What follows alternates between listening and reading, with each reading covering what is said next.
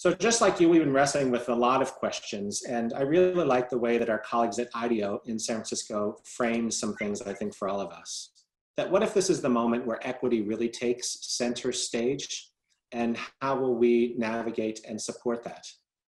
What if we bent time to better meet the needs of students and thought differently and genuinely about what it means to personalize learning experiences and not go back to the same thing for everyone, but really meet the needs of individual learners?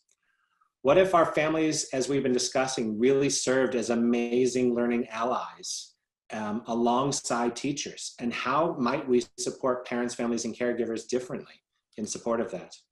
What if we continue to expand the boundaries, as you and we have been doing, about learning and how it happens anywhere, anytime? And what if this really, really, really, really, really is our big chance to capitalize and catalyze relevant real-world learning?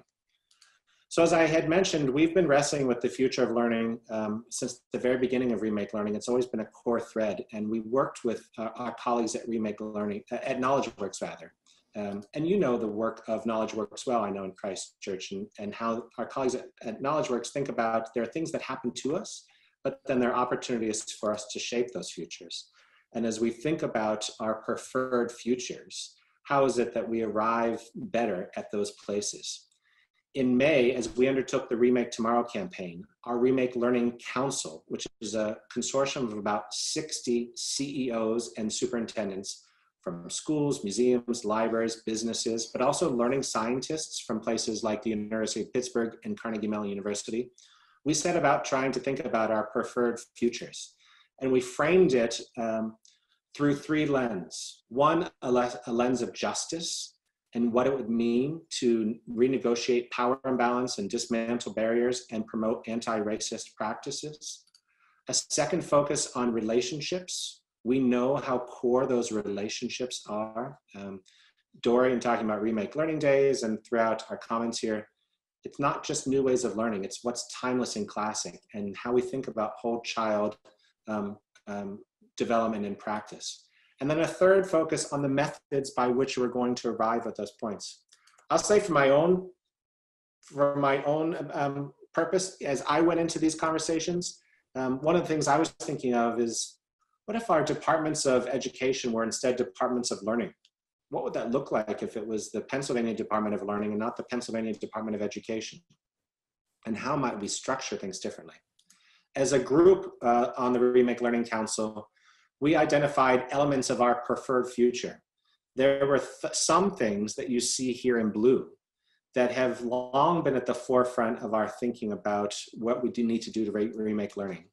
And then the ones in red are ones that, while maybe not new, we felt were particularly urgent in this moment, about technology access, about personalized and competency-based learning, about anti-racist practices.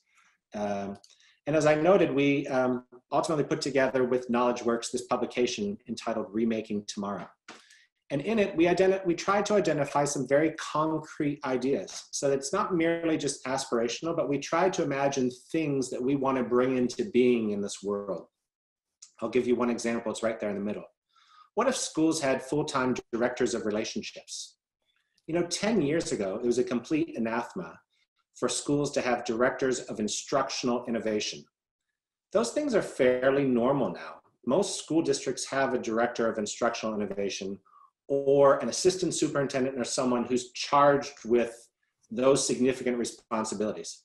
But what if we had a director of relationships who was really focused on building the social capital of students and helping students to network, who really connected with the community and connected an ongoing pulse beat-like survey of what it is that families need?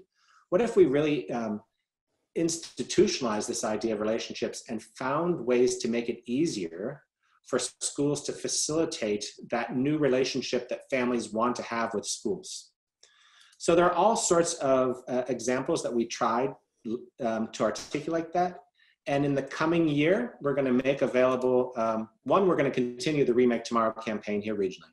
But two, we're going to make available more funds for what we call moonshots. How can we seed idea making, ideation, experimentation in our schools, museums, and libraries for that post-pandemic future.